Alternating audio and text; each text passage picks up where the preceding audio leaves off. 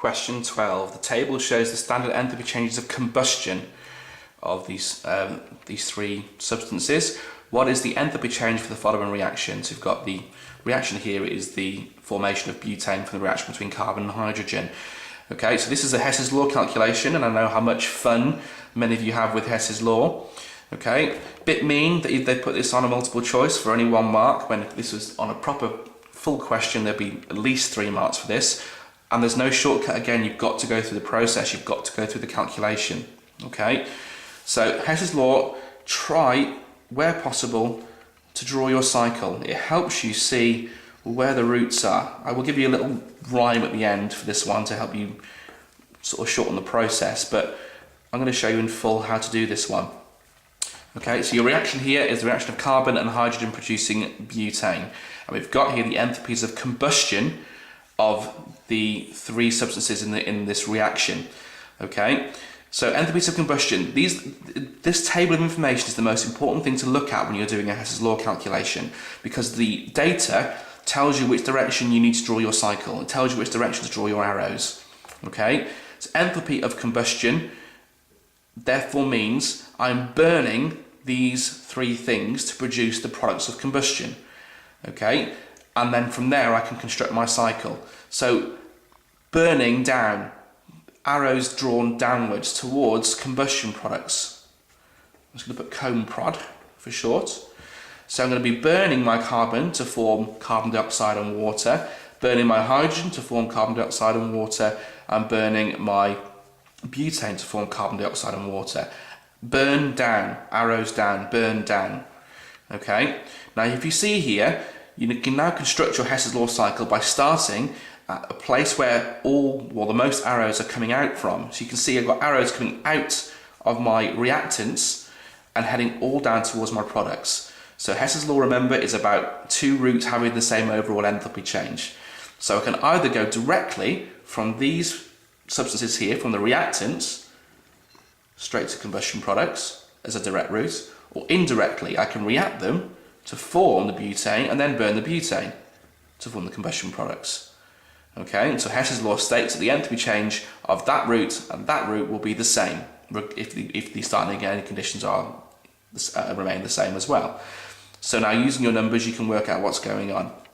So the enthalpy of 1 mole of combustion, remember kilojoules per mole, of carbon is minus 393.5, and there are 4 moles of carbon in this reaction.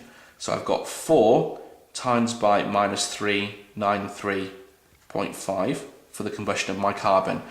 And likewise then hydrogen, 1 mole is minus 285.8, so 5 times by that value, 5 times by minus 285.8. And the enthalpy of combustion of butane, 1 mole of butane, minus 2876.5. Okay, now go through the calculation. So my indirect route, the enthalpy change of my indirect route, and this is my unknown, this is what I'm trying to figure out, it's the enthalpy of the reaction taking place here. So this unknown enthalpy plus the enthalpy of combustion of butane will be equal to the sum of the enthalpies of combustion of carbon and hydrogen.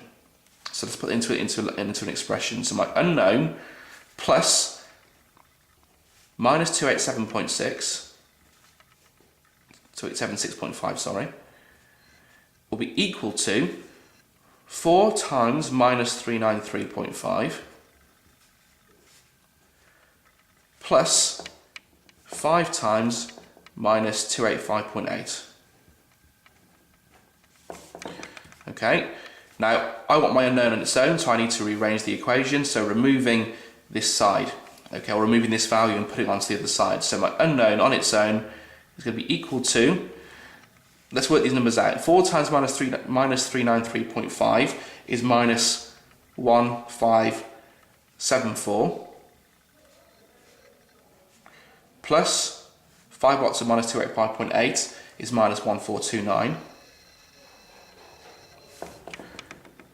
minus 2876.5, done it again, 2876.5. Okay, so what we've done, remember, we've removed this value from the left to put it onto the right, so it's our unknown plus that value, therefore I take it away. Okay, so working that out, minus 1574 plus minus 1429 minus minus 2876.5 gives my unknown as minus 126.5. Look at my options, it's B. Okay, so there we go, that's the full cycle. Now, you may have heard Dr. Knight refer to a little rhyme to help you remember this, using delta HC equals R minus P.